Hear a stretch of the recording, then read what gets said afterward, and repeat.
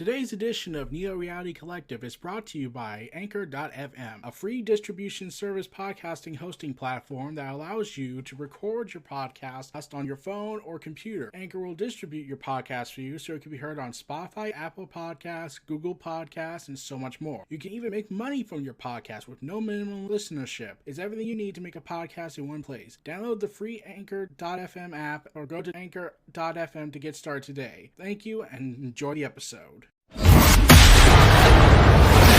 The Neo Reality Entertainment brand expands with a relaunch of the Neo Reality Collective Pop Culture News Talk.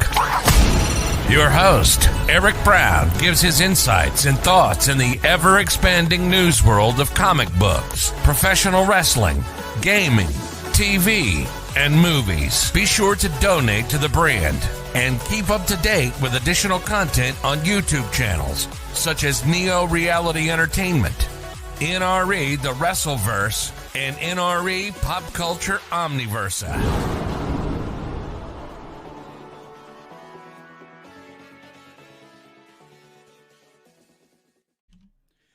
Welcome everyone to the next installment of Neo Reality Collective. We cover the final half of this week of the final month of the ending week of February. Oh god, I screwed this up.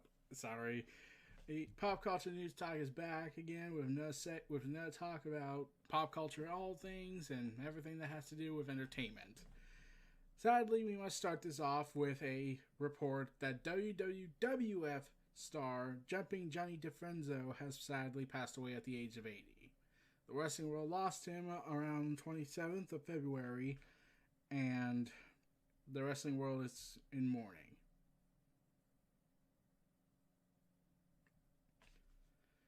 Okay. But, yeah, I didn't know much about this guy. A lot of people talked about him, but I never knew who he was as a person, so I honestly have nothing to say about this other than just let's have a moment of silence in honor of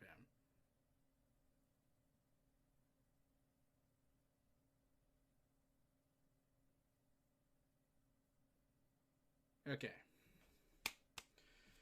So in wrestling-related news, Mark Henry has come out and says he plans on having a match in the next 6 months. Mark Henry hasn't wrestled since the greatest Royal Rumble match in 2018, with his last one-on-one match coming in 2017 when he wrestled Braun Strowman.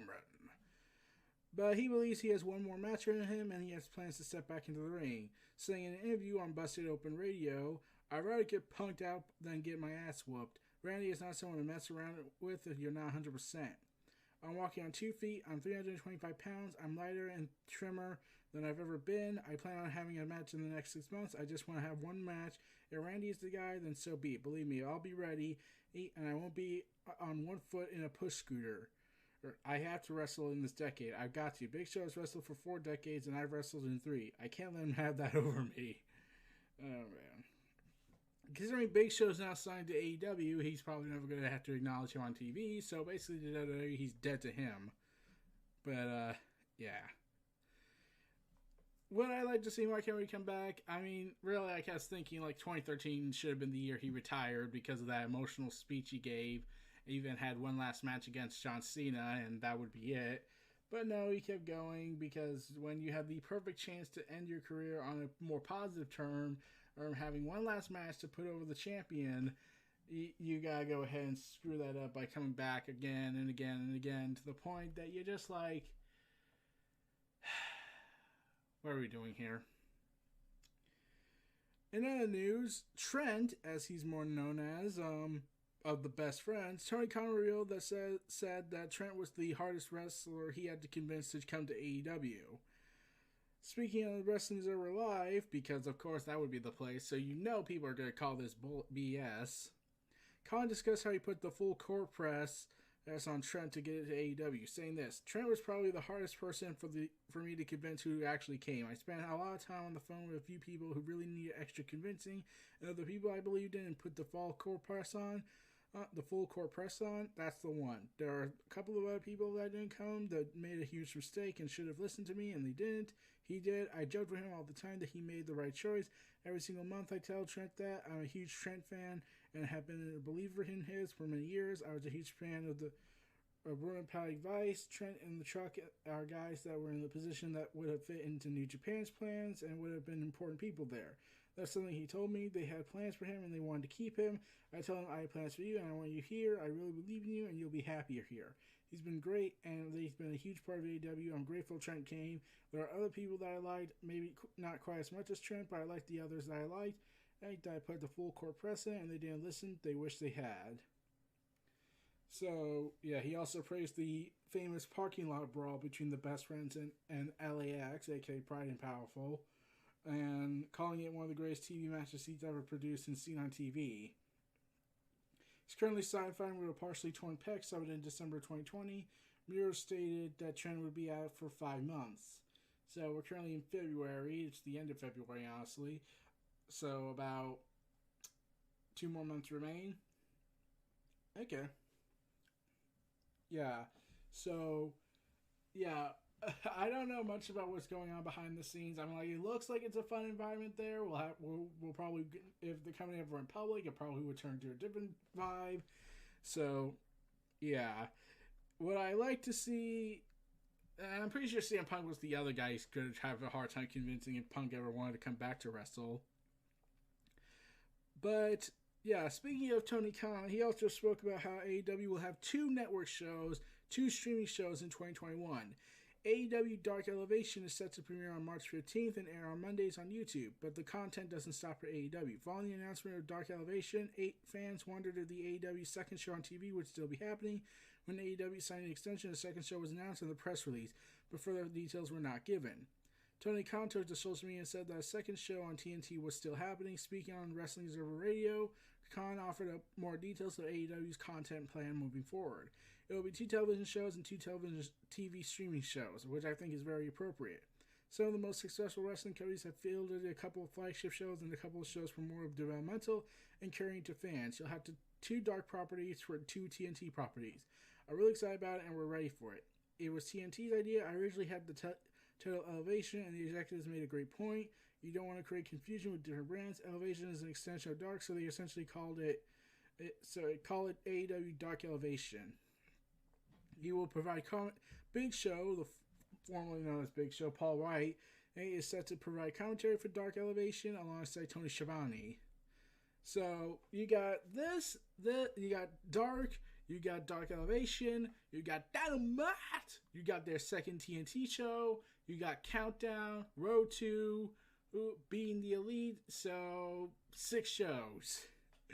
6 shows. Like, wow, wait, 6 to 7, I think. There's 4 for the TV and stream. There's 2 for TNT and there's 2 for U2. BTE, Countdown, Road to 5, 6. So yeah, 6 shows. My God, what have they done? 7. I keep getting this count wrong. I don't know why. But there is some good news regarding the continuing rebuilding of the wrestling shared universe that Vince McMahon has so eloquently tried to destroy in his life.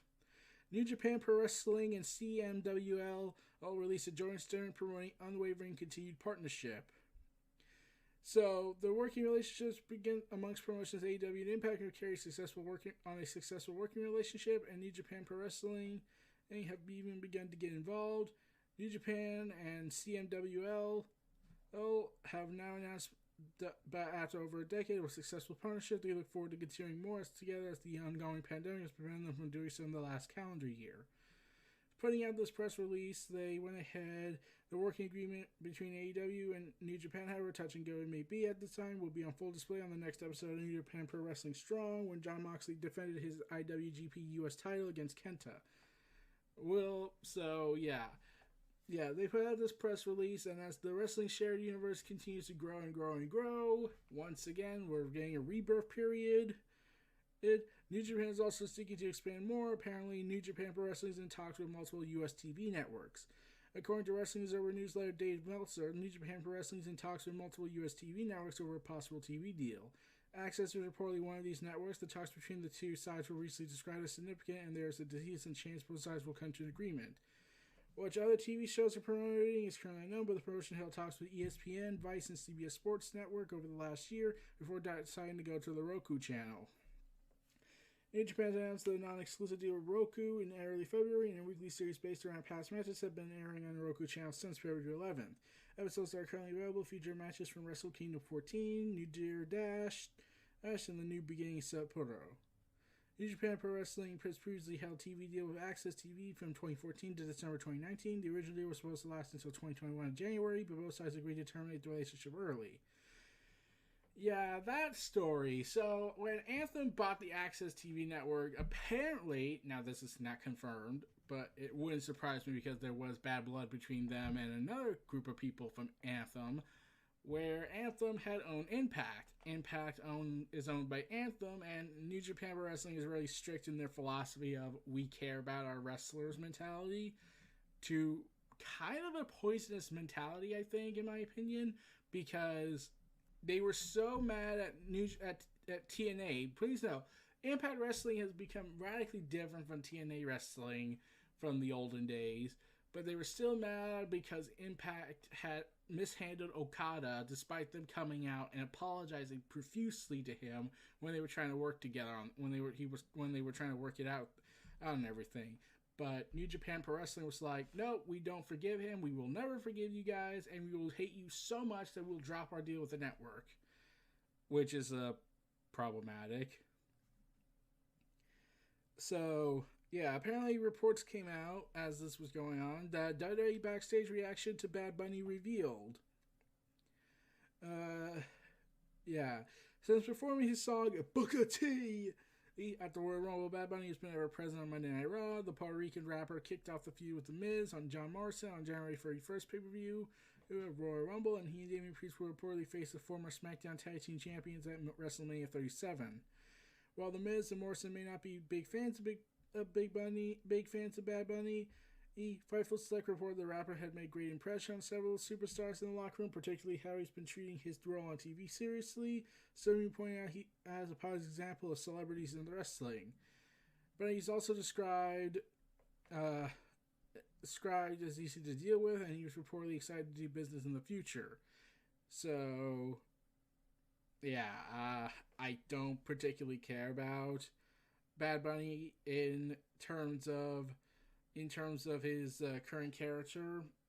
I don't care. It's just why, like, okay, if the wrestlers are good about it, fine, whatever. Like you normally hear the story where wrestlers are angry when you hear the whole celebrities getting big time matches, when there are guys and gals who haven't worked there for years. One guy comes in, but because he's famous somewhere else, that means he gets to cut in line. But yeah. IGN also has reported that GameStop stock is soaring once more. Great. So, they don't know why.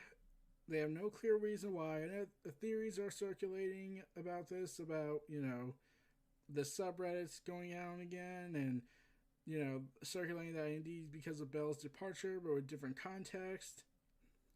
So, yeah, all this is going on, and I'm just like, oh god, should we be expecting more TV shows in the future and movies being made about this? I don't know. But, yeah. Meanwhile, as all that was going on, Kevin Feige came out with something. No MCU project has been held back by PG-13 rating. Deadpool is an exception. So, yeah. So, this is the thing that bugs people. So, Blade is reportedly going to be PG-13. It's not going to be the rated R movie that everyone feels it should be. And Deadpool's been made the exception that, it started off as a rated R movie, so it has to end as a rated R movie, even though people want Blade to be a rated R movie because they feel that's more appropriate for the content, which I totally get. But now you're saying that it can't be that, it has to be that, and you have an actor that was on the Netflix side of the MCU, which, will definitely help everyone try to make sense of everything. Kevin Feige tries to say, I think we target everything we're doing now for kids and adults, so I think your question is more adult or rated R, clarifying in his response before delving further into the subject. Other than Deadpool, which has already been established itself as a certain genre and a certain rating that we've already said we would not mess with when we start working with Deadpool, which we have, Other than that, we've not encountered a story or Caroline's or a character's journey that PG-13 or the tone or the ratings that we've been using to this point has prevented us. Except now you have fans saying that Blade needs to be rated R because Blade is a very violent story about vampires. And you have a movie in your catalog, granted it's not your under the MCU banner, but it's still a movie in Marvel Comics' catalog that says Blade was a hard R movie. So, yeah, they keep saying they've never been held back by it. I don't think they have been. But now as time goes by, you gotta contend with Blade. You have Deadpool already rated R. You did ban smoking in the MCU, but that was more of a Disney thing than actually anything else. Which is weird. I know they're trying to say they don't want to glorify it, even though I'm pretty sure everyone who thinks with a brain would say, yeah, they're not glorifying it, that's just what the person is doing. But considering how people are freaking out over Mr. Potato Head, I get the feeling I wouldn't be surprised if they got a problem with it. Oh, by the way, Mr. Potato Head is being silenced. Oh, man. For those who play Kingdom Hearts Union X 10 Dark Road is shutting down, but will be made available offline. Square Enix has revealed it's shutting down the Kingdom Hearts Union X 10 Dark Road, but an offline version will be made available so players can still enjoy the story. Part of the end of service announcement that was announced from the Kingdom Hearts series director Tetsuya Nomura. An offline version will launch on May 30th, and then this will be updated to include Dark Road content later in September 2021. For those who played the mobile game, I tried to get into it, I just wasn't, but considering there was some essential material in there, it's more of an annoyance. But yeah. Along with that, Nickelodeon and Entertainment One have announced a new Transformers animated series. Yay! So this new action comedy series will consist of 26 half-hour episodes following a new species of Transformers on a mission to find their place and purpose amongst Autobots, Decepticons, and the human family that adopts them.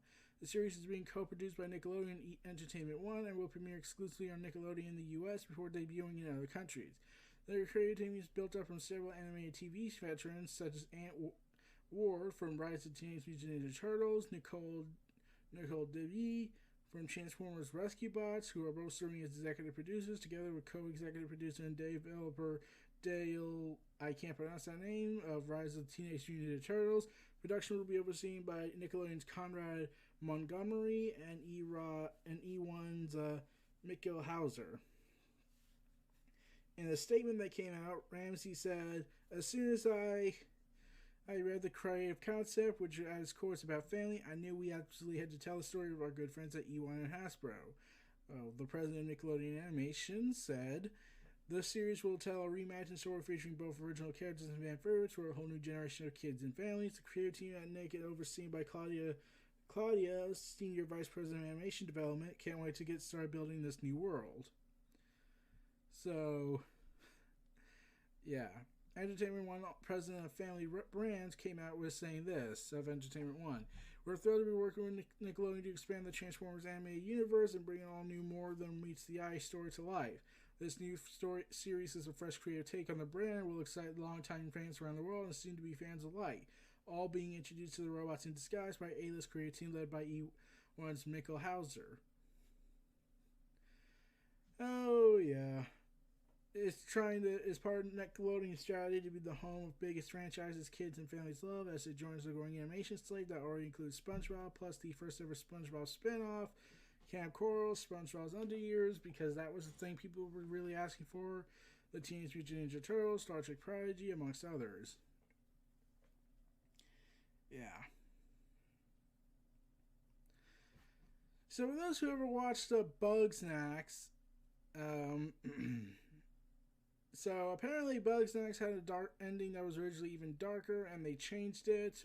So, yeah. Apparently the bones of this ending are in the original draft, unlike the bones in the boneless Bugsnax. but how much of it plays out drastically different. Simultaneously darker and sillier in many regards, but undoubtedly the biggest change was the original version of what was all actually played. What was actually played occurs before you even get to the under snack act, which didn't even exist in the first draft. It's just some cave Lisbeth did. And that's the fact that Eggbell died on her and Lisbeth's adventures up on the mountain in a gruesome fashion. Yeah.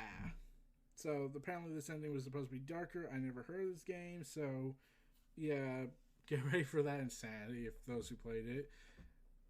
Dinos Reborn has been announced for PC, Xbox, and PlayStation, set to come out in 2022. Being developed by Hardcode Way and published by Vision Edge Entertainment. A first-person survival game in which you'll need to craft, explore, hunt, and kill dinosaurs on a mysterious planet that feels like it came from out of a time capsule on Earth after you crash land there. So get ready for those adventures with dino hunting. Now, if we can ride one and battle dinosaurs with them, I'm pretty sure this will be automatically decreed the best game ever accordingly. Along with that, American McGee reveals Oz Adventures, a hybrid TV and video game project, because we all know those types of projects survive, like that MMO Defiance, which chat shut down. Oh man. Doom, Quake, and Alice alumni American McGee, he has revealed Oz Adventures, a television series and video game project that has been picked up for development by Radar Pictures.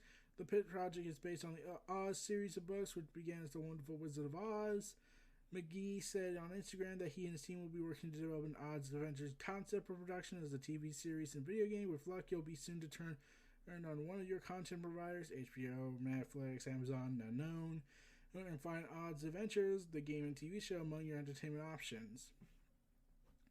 He describes his vision of Oz as Running Man versus witches, quadlings, and munchkins. Characters are involuntarily pulled into Oz from all over the world and all through time. Yes. During a recent Twitch stream, McGee shared Radar's picture speculative pitching presentations for Oz Adventures, where the game is described as a single-player episodic narrative game. Each episode takes place during a different time era, plunging vastly different characters with different abilities and storylines into a beautiful but arcane world of Oz. Do they succeed? Do they perish? What secrets do they uncover? The presentation reads. Still working on Alice Asylum, a potential third game in his Alice series. McGee is that still in production with support from fans on Patreon. So more Oz content, even though I don't know if anyone was even asking for Oz. Whenever I hear Wizard of Oz, I'm thinking of that old school era movie. And that's it. I don't think of anything else. And yeah, I'm told there's more, but I don't really see that much talked about. I always hear the Wicked Witch of the West, Water, and the Boots ending, which... Okay, that ending confused me because now it's like, oh wait, so why didn't they do this before? But then they had to explain blah, blah, blah, blah, and how it's about her character, progression as a character and all that. Yeah. Resident Evil director, filmmaker Paul W. S. Anderson is set to direct The Lost Lands, an adaptation of a short story from Game of Thrones creator George R.R. Martin, according to The Hollywood Reporter. The cast is being led by Mila Jovovich, Anderson's wife, and the star of the previous Resident Evil movies, as well as the recent Monster Hunter movie adaptation, together with Dave Bautista from Guardians of the Galaxy and Zack Snyder's upcoming heist Army of the Dead. Well, I immediately don't care about this, so when the minute you said it was Paul W. S. Anderson, you immediately lost everything. At this point, is people starting to think he's like the new Uwe Boll of video games? You finally got rid of Uwe Boll, now you have Paul W. S. Anderson ruining everything. So, yeah. I'm just at that point we're thinking, is that the case with fans now? They just want him to go away, and now Mila Jovovich is involved, so that doesn't really help anybody. Oh, man. G.I. Joe! Live-action Lady J TV series is coming to Amazon. Undercover agent Lady J is getting her own live-action TV series. The show will come to Amazon according to Deadline, and it is the creation of Eric Olson, who will serve as the showrunner. Olson was the executive producer and lead writer for the Amazons, The Man in High Castle, and one of the actors and one of the producers of Michael Bay's live-action Transformers film franchise will be executive producer. I can't pronounce his name, Lorenzo. I'm not even going to try that last name because that's going to be completely insane. So, good luck with that. Deadline reports that this Lady Jane series will be a standalone series centered on the G.I. Joe operative, but will connect to the wider G.I. Joe universe. A live-action version of her was last seen in 2013's G.I. Joe Retaliation. She was portrayed by a different actress. It is unclear if the series follows Lady Jane or a new and separate version of the character. She was introduced in the 1984 animated series before an action figure of the character was created. And so, there's your facts on that. And now you know! And knowing it makes it even more better and confusing. G.I. Joe! So, beginning April 6th, the day after its free PlayStation Plus promotion ends, Destruction All-Stars will be available for purchase for $20 and a $50 price drop compared to its previously announced price point of $70, saying this is a great value and help ensure the mayhem will continue long after our PlayStation Plus promotion comes to an end. Of course, if you already added the game to your library, it's yours to keep as long as you're an active PlayStation Plus subscriber. They also detailed the new content Destruction All-Stars players could expect this in the months ahead, including double XP weekends, single-player challenge series, new skins, feature playlists such as Mayhem 8v8 and Stockpile 4v4. Originally slated as the PS5 launch game, it was delayed till February, and in part followed its eventual PS Plus launch. It made sense to delay and go PS Plus just as predominantly online multiplayer game. It absolutely made sense to go to what the wildest audience possible. Well, and what better way to do that than the PlayStation Plus audience? You mean the locked door area where people have to pay now, whereas on PS3 it was free? Yeah, and considering IGN gave it a 6 out of 10, probably is not going to help. So after the destructive failure of the events that was known as Anthem and the success of Fallen Order, Dragon Age 4 will reportedly be single-player RPG with no multiplayer. So, yeah, just a day after the official cancellation of Anthem Next, an update planned for BioWare's latest game that aimed to overhaul many of the live game systems and fix its problems. Bloomberg reports that Dragon Age 4 will not have multiplayer, instead will be a single-player only RPG. EA gave BioWare, the team behind Dragon Age 4, the go-ahead to remove all planned multiplayer and game-as-a-service components from the RPG in recent months. This is a pivot to an entirely single-player experience, is reportedly the result of the Fallen Order success, which sold millions of copies to beat out EA's expectations, and the failure of Anthem to win back audiences is after a rocky launch. Bloomberg reports a source close to the development said the game was previously designed to have a heavy multiplayer component. The game's development began back in 2015, and 2 years later, in the fall of 2017, they reportedly rebooted the development in order to include long-term monetization. The reports of the reboot and push for monetization are apparently what led to the departure of Mike Laidlaw from BioWare. Dragon Age 4 was then referred to Anthem with Dragons by those working on the game. Then it was time some of BioWare's leaders pushed back against EA fought pivot to develop back to single-player focus. It sounds like they eventually won the fight for single-player if this new report is anything to go on. Release date has not been confirmed. The next big project is Mass Effect Legendary Edition, set to release in May. Hey, while waiting for that, the eventual return of Thetis. Check out there's the Dragon Age 4 teaser trailer, and then you could be looking up information online.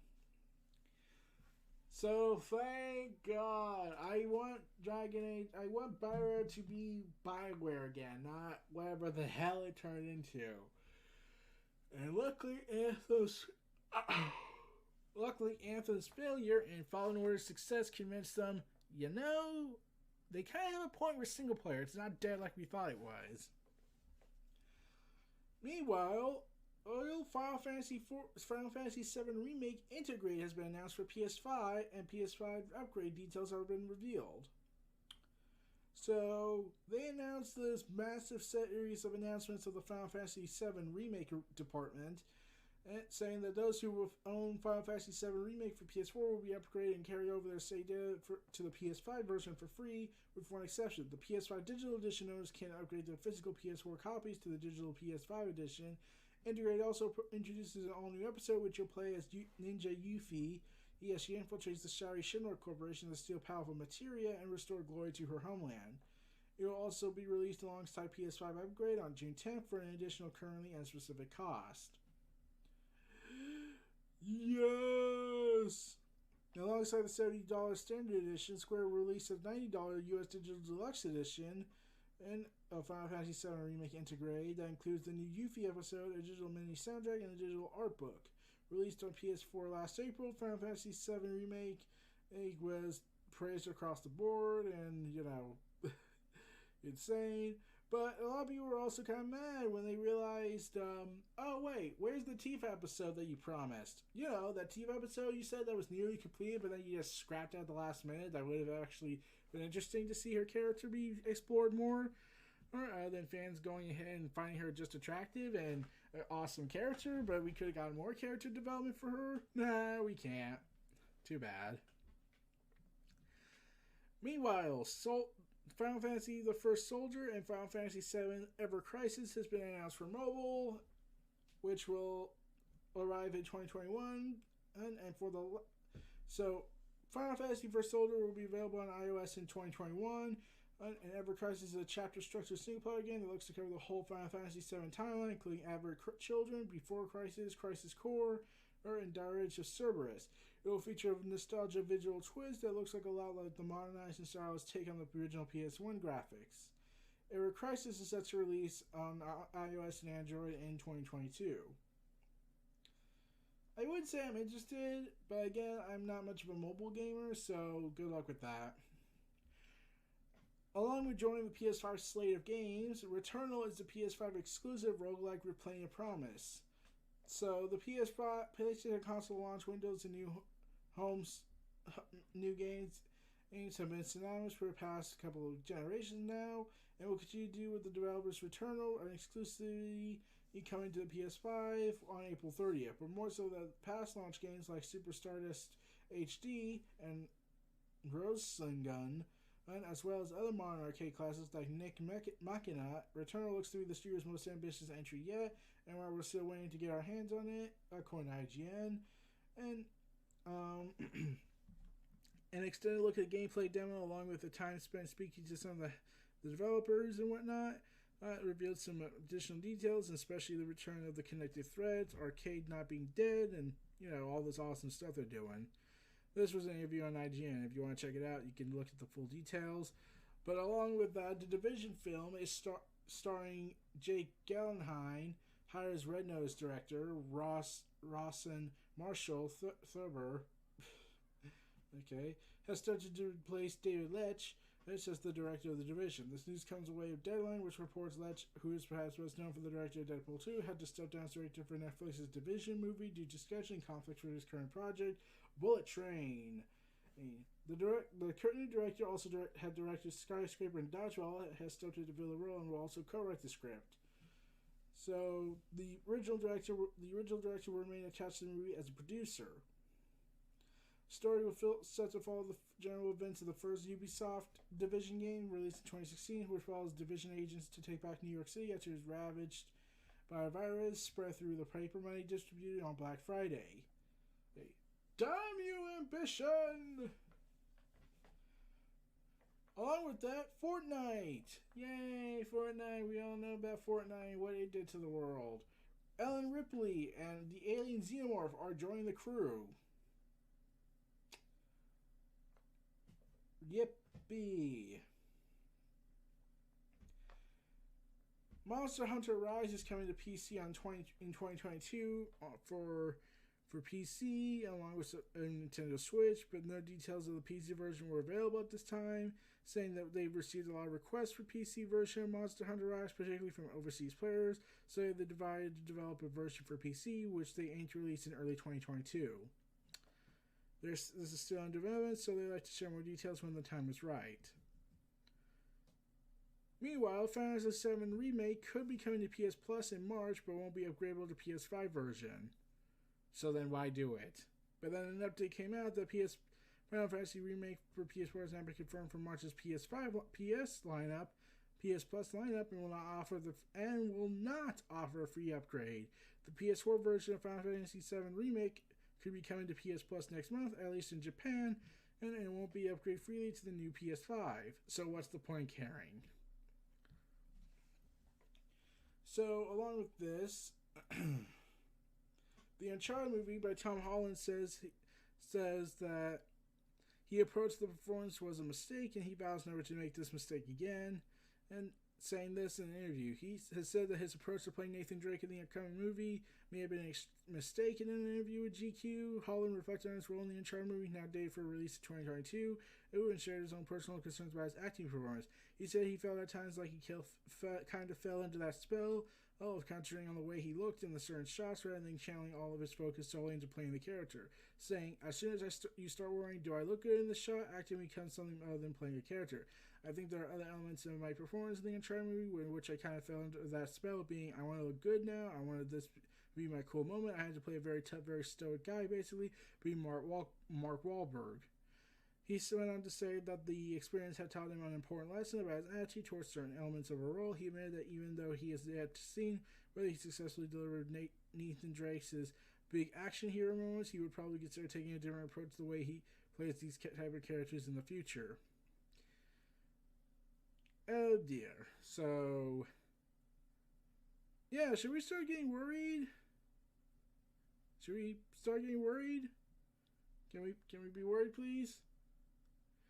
I'm going to take you all on break so then you can start worrying for me. Thank you. I'll see you in a minute. And we're back. District 10 and District 10 is in the works from the creators of District 9. Neil has revealed that work is now being underway to District 10 screenplay. The director announced on Twitter that he has retained his District 9 partners to write the screenplay for District 10, the long-awaited follow-up to his sci-fi action movie District 9, which opened in 2009 to critical acclaim. He told us while his District 10 screenplay is also being written, and it's coming. Yeah, so his team is working on the new District 10, and it's been long rumored and speculated for years, but up until now, he has kept it seemingly prioritized to other projects. In 2013, he told that he had a great idea for a District 9 follow-up, but he had a bunch of other ideas and stuff that he wanted to make first. He provided a further update in 2017 telling IGN that he needed to find the right time to work on the sequel. So in recent years, he's helmed various horror shorts under his Oats studio banner. The studio's first short was an alien invasion aftermath tale called Raqqa. The second was Firebase, which introduced viewers to a weird alternate history take of the Vietnam War. And the third one was Zagat, a sci-fi horror thriller featuring Dakota Fanning and Jose Pablo Cantelo. I'm pretty sure I butchered that last name wrong. Sorry, man. He's also been keeping busy during the pandemic. Last summer, he filmed an under-the-radar supernatural horror movie in British Columbia, which is set COVID-19 protocols in place. The movie is said to be something that he always wanted to make and would reportedly have strong sci-fi and visual effects component, like his other feature-length movies. So get ready for District 10 and all that insanity that's sure to come.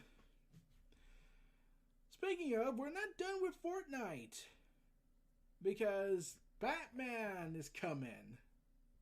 Oh, I don't mean like they're going to make skin models for them. No. It's much stupider. Turns out, Batman is returning to the world of Fortnite and he's bringing Catwoman and Harley Quinn along for the ride, which is the latest collaboration between DC and Epic Games, is dubbed Batman Fortnite 0 Point. But while this is in the Dark Knight's first dance with the Fortnite, this crossover is unique, primarily driven by a, quote, comic book tie-in. Yeah, they're making a comic book. 0 Point is a 6-issue limited series scripted by Christinos Gage, who wrote Spider-Geddon, based on a concept story construction by CCO Donald Mustard, heard by Epic Games. The series features art from Riley Brown, Christian Dunst, Nelson DeCastro, John Kelts. 0 Point brings the Dark Knight and other DC icons like Catwoman and Harley Quinn crashing into the Fortnite universe, with Batman struggling to remember who he is and where he came from, and solve the mystery of 0 Point. The series will be in canon with the Fortnite universe and add layers to the game's mythology. DC press release teases this.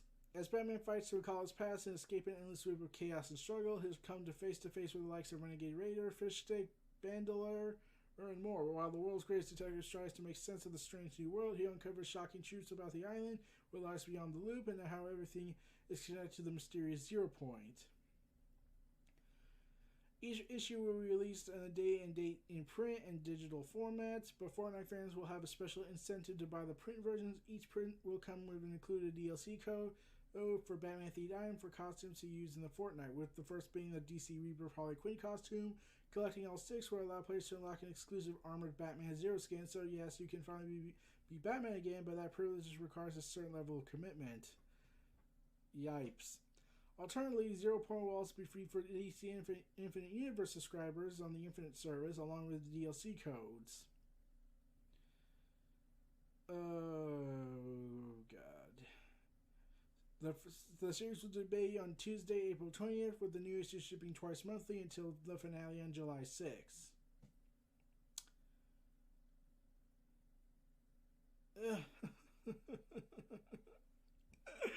Why? So, wait, does that mean that Fortnite's stories for Marvel that was going on is now canon, which means Marvel and DC is going to happen again, but it's going to be through Fortnite, which will make everyone cry who don't play Fortnite? Oh, man, how could you do this to us, man? How could you do this? Oh, man, how could they do this to us? Meanwhile, the director of Godzilla vs. King Kong has announced that it will not end in a draw. Definitely. So, this is what the director revealed, saying that the monster matchup, saying this is the decider. One wins, and that's it. Yeah, when I think back to the original movie King Kong vs. Godzilla, I remember having conversations with my friends, talking about the film when I was a kid, and we were still debating who would win the fight, and the film, for one, doesn't really pick a winner. It's very much a draw. It's very unclear and muddy who wins. So, they're basically saying, we're going to go ahead and decide who will be the definitive winner between Godzilla and King Kong. So get ready for that, and I'm pretty sure people are going to be pissed off at the end because some people will say, no, Godzilla should have won. No, King Kong would have won. And then you're not going to please anybody because then you'll have a divided fan base saying that this will be war's bloodbath. Like, if people actually care about the Monsterverse, I've kind of forgotten about it at times. So, do you remember the Face-Off from 1990 by John Woo? 1990's John Woo's classic Face-Off. Apparently there's a sequel being made, saying it will be a definitive follow-up to the original. Part of IGN's Fighting Fest, Godzilla King Kong director Adam Wingard updated on the progress he's making with the action flick sequel. He made it very clear that he and his writing partner Simon Barrett are penning a true sequel rather than any kind of reboot. I would never make a remake of Face Off. I would never make a reboot, and I've seen a lot of people, even after I said this is a direct sequel, they kept calling it a reboot hybrid sequel or a remake hybrid sequel. Well, it's not that. This is Face Off 2. And I can't say what that means exactly, but this is either going to be the definitive follow-up to the movie and everything that entails, or I'm not going to make it because everything's got to line up perfectly. So the script's going really good, he says, saying Simon and him are almost finished, and Simon, who I worked on the You're Next and The Guest, we've been working on a lot over quarantine, and this was our main project. Face Off 2, that's what it is. It is Face Off 2, and I'll just leave it at that. Buffy actress alleges Joss Whedon abuse and unprofessional behavior and supports Ray Fisher. Oh dear. Meanwhile, Justice League investigator Warner Media dispute Ray Fisher's allegations against Walter Hamada. Let's just call her Walter. Let's just call the DC Films president Walter. Saying he tried to destroy a black man's credibility and tried to interfere with the investigation, he claims. And he's saying, do you all remember that time Walter Hamada and Warner Bros. Tried to destroy a black man's credibility and publicly delegitimize a very serious investigation with lies in the press? But hey, Black Superman A over E. Warner Media responded saying that following the extensive and thorough investigation, and from a third party, there was no interference found whatsoever. Once again, there are false statements being made about our executives and our company surrounding the recent Justice League investigation. As we stated before, an extensive and thorough third-party investigation was conducted. Our executives, including Walter Hernandez, fully cooperated, and no evidence was found. Of any interference whatsoever, and Warner's brothers did not lie to the press. And it's time to stop saying otherwise and move forward productively. The investigator and former federal judge also spoke up, saying that there was no interference of any kind. Saying, I'm disappointed by the continued public statements made suggesting that Walter in any way interfered with the Justice League investigation. He did not. I interviewed him extensively on more than one occasion, specifically interviewed him concerning his very limited interaction with Mr. Fisher. I found him credible and forthcoming. I concluded that he did nothing that impeded or interfered with the investigation. To the contrary, I found the information he provided was very useful and advanced the investigation.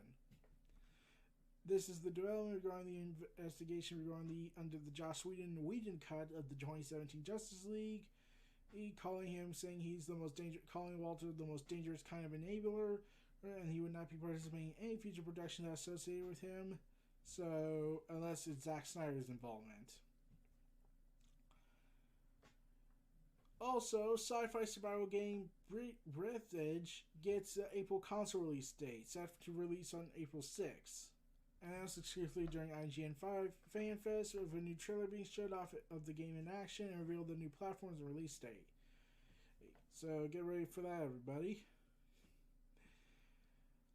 But we're not done yet. We got 2 more pieces of news in what is currently the shortest episode yet. Zack Snyder confirms the Justice League length and Snyder Cut edit is locked. So announced, the Snyder Cut of Justice League has been announced to be 4 hours and 2 minutes. Oh, poor Snyder. He was only 7 minutes away from being Return of the King. Too bad. Set to be released on HBO Max on March 18th, Snyder also released a brand new clip of the Mother Box Origins clip that is packed with Easter eggs with Superman, Batman, Wonder Woman, Aquaman, Cyborg, and The Flash. He also revealed that the Snyder Cut will have a massive cliffhanger ending, what his thoughts are on Joker's redesign, and how the new version will flesh out Batman and the Batflix's full character arc. And the Snyder Cut will also reveal the 2.5-hour never-before-seen footage with 4.5 minutes of additional photography. Original footage from the theatrical release and elements that ended up on the cutting room floor.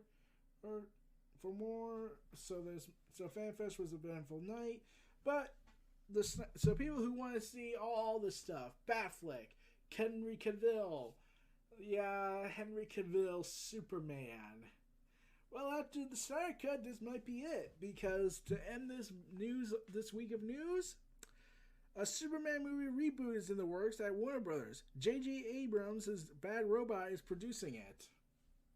Warner Brothers is gearing up to reboot the Superman franchise on the big screen, as first reported by Shadow and Act and confirmed by Deadline. The studio is pursuing a new take on the Man of Steel, one produced through J.J. Abrams' production company, Bad Robot, and written by Coates. I can't pronounce the first name, so I'm not going to try.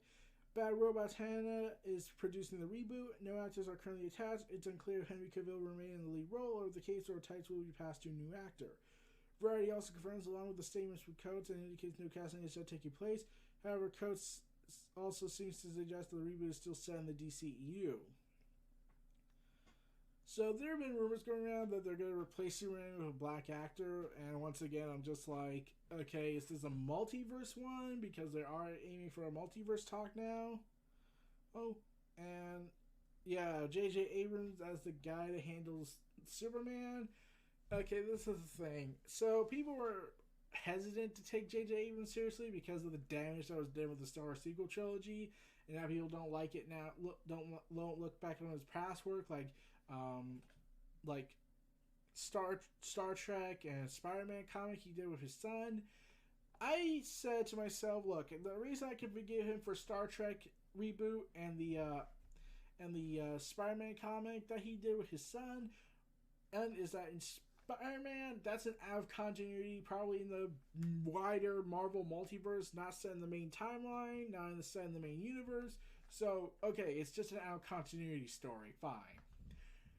Star Trek is a lot more forgiving because they went on and publicly said in the movie that this is clearly a multiversal event. This is an alternate timeline. The timeline's been altered, but the other timeline still exists. So the original Spock is there. Spock. And yeah, he's in that movie. And plus, whereas Disney just said, forget the Star Wars Expanded Universe, forget the Legends timeline, this is the new canon where everything is miserable, depressing, and does not have a happy ending like they try to portray it as. They don't, in my honest opinion. But ultimately, they went ahead and said Star Trek's timeline is now splintered off. It's now a multiverse, essentially. So that's why you can get Star Trek Picard, why you can get the old classic the Discovery event, and that's set in the original timeline with some minor hiccups in continuity, or some great hiccups, like there were self-repairing robots, which were never invented yet. So, yeah, you can forgive the Star Trek reboot because at least it says, oh, it's not a reboot. It's more like we split off the timeline, but the other timeline still exists and we're still making stories there, like Star Trek Picard. So, yeah, that's what I'm going to say. But Zack Snyder's Superman movie will just be, once again, the infinite multiverse. And plus, there have been Black Superman, except it's in the multiverse, like President Superman, Earth 2 Superman, which was a black person, and I'm just thinking like, oh, well, this will be the DCEU. It probably exists in the now DC Omniverse. So, I'm not as mad, but I would love to see Henry Cavill come back and just do a proper Man of Steel sequel. Oh, instead of just, hey, let's just reboot everything, because that will fix everything up. So, take it what you will. So, this was Neo Reality Collective presenting your bi-weekly, not bi-weekly, oh god. This is Neo Reality Collective presenting you with your last half of this final week of February. Looking forward to more. Here's the outro, everyone, and stay tuned for more. Be sure to donate to the brand and keep up to date with additional content on YouTube channels such as Neo Reality Entertainment, NRE The Wrestleverse, and NRE Pop Culture Omniverse.